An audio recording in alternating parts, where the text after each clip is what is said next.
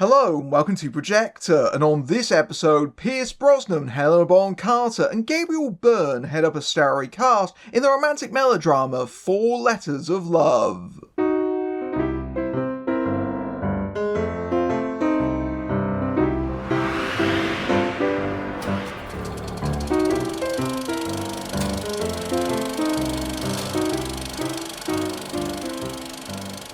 Set in 70s Ireland, Fionn O'Shea's Nicholas watches his life fall apart when his father William, played by Pierce Brosnan, quits his civil servant job to become a painter. Meanwhile, on a coastal island, Anne Skelly's Isabel is sent to a church-based boarding school where she falls for the roguish Pader, played by Ferdig Walsh Pilo. But Nicholas and Isabel are destined to be together, and their stories will intertwine. Eventually, as in it takes about 90 minutes for these star-crossed lovers to even properly meet each other. 4 Layers of Love is adapted from Niall Williams' first book from 1997. He also wrote the screenplay for the film version, so you'll be unsurprised to hear that this is a hyper-faithful translation of the source material. And this is an excellent example of how books and films are not the same medium, and sometimes what's written on the page really doesn't translate to the screen. Although, from what I understand reading reviews of the book on places like Goodreads and the like, a lot of the issues that I have with the movie are inherent to the book. They're just so much more obvious when you try to make them visual in a film and don't try to fix them or adjust for a different medium. The end result is one of the most baffling films I've seen this year.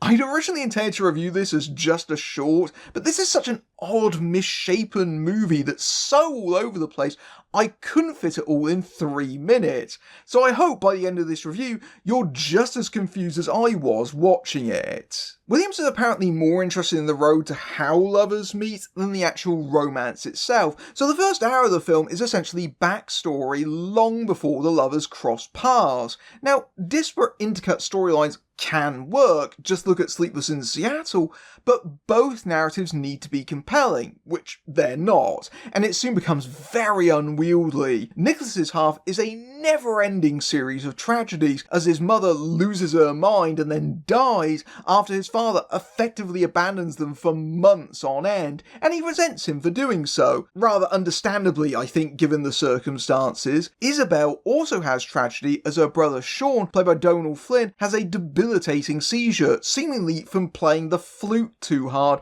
that leaves him mute and wheelchair bound. But her side of the story is otherwise much lighter, as she skies out of her education and gets into trouble, aided by Anne Skelly's charming performance. Director Polly Steele never finds a structural rhythm that gels these two plot lines together, so the pacing is very slow, not helped by the lumpy, disjointed editing that just throws the audience back and forth between these very different tones. The very loud score especially feels like it's trying hard to tie things together and compensate, some might say overcompensate, for emotions that the story itself isn't generating. It's the kind of movie where you want the two leads to get together, not because you're rooting for them, but because you know that you must be somewhere near the end of the movie if they're actually sharing a scene with each other and not just riding on the same bus oblivious to each other. I don't think it helps the book originally change perspective. There's a framing device where Nicholas is writing their story, so it changes between him writing his story in the first person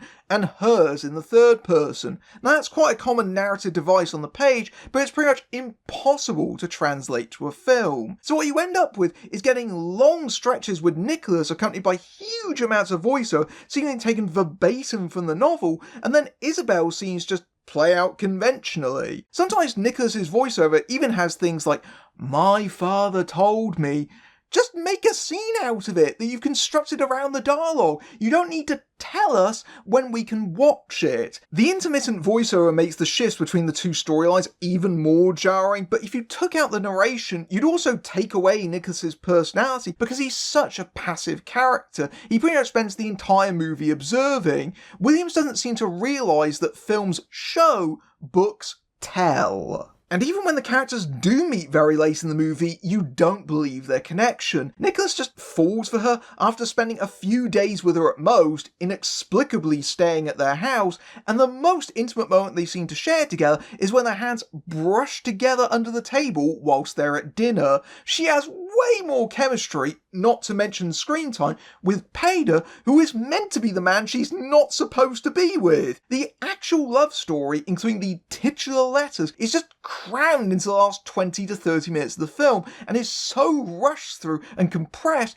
that it simply isn't convincing. It feels more like they're predetermined by the plot to be together rather than destined. It's during this section that Isabel's mother Margaret, played by Helena Bonham-Carter, tries to intercept and destroy the love letters in increasingly comical ways. When you can just tear them up and just throw them off a cliff, why are you trying to bury one of them into the beach? That just seems like a very ineffective way of trying to get rid of it. And why is she doing this anyway? She exclaims, "I'm not gonna let you ruin her life." But the movie never actually makes clear she's motivated by her fear at the shame of divorce, and she apologises to Jesus for interfering. Weren't you trying to talk your daughter out of getting married to Pader a few scenes ago?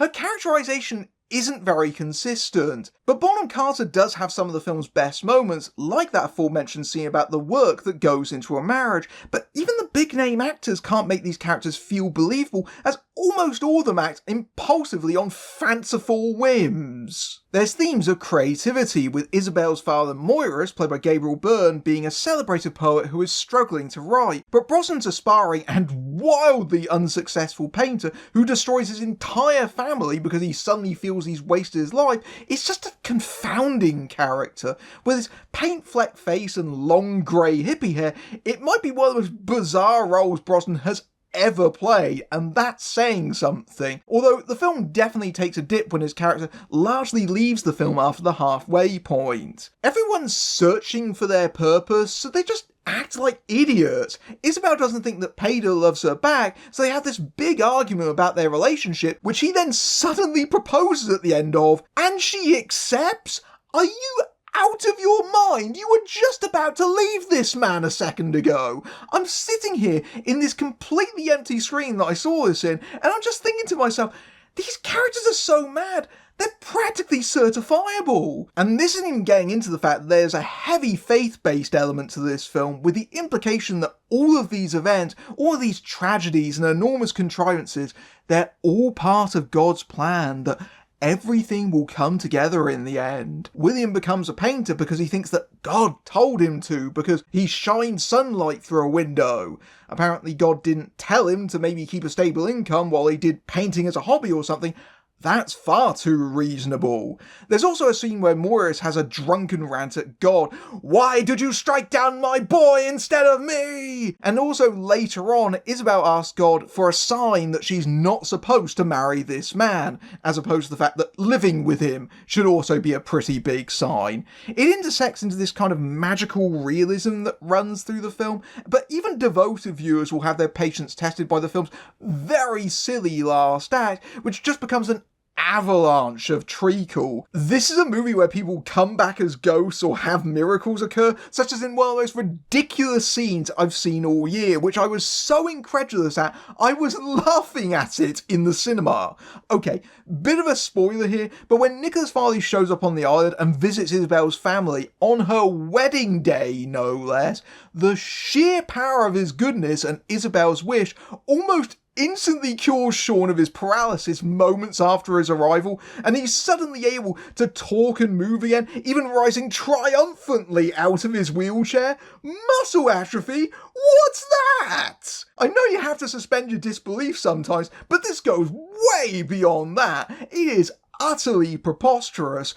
I pretty much found the rest of the movie very hard to take seriously after that happened. I guess in defence of Four Layers of Love, aside from the strong cast, what I will say is that there is a lot of photogenic drone shots of the landscapes of Northern Ireland, which is where the film was shot, which are meant to be inspiring Williams' paintings. It's a beautiful looking movie, but otherwise though, This is a mess that's just low-key absurdity. This is a case of trying to cram too much of the book's plot into 2 hours, but there's so many issues from the source, from its structure to its plotting, that it would have been challenging to make a good film without making significant changes. Some of me wonders if they should have told the story partially in flashback, and I suppose you could restructure it to do that, but then you would lose the dual narrative and protagonist that is the very premise of the book itself. As it stands, even an ardent romantic might find it unconvincing, especially its overly quick and neat resolution, but I personally found it to be a convoluted and saccharine load of codswallop that first was trying and then became risible. If you like this review and you want to support my work, you can give me a tip at my Ko-fi page or YouTube's Super Thanks feature, which is right below the video. Or if you want to show your affection, you don't have to write me a letter, you can just join my Patreon, where you can see my videos early among other perks, including access to my Discord server, and you can also join YouTube memberships for similar perks. Or you can just simply like, share and subscribe, it all helps. Until next time, I'm Matthew Buck, fading out.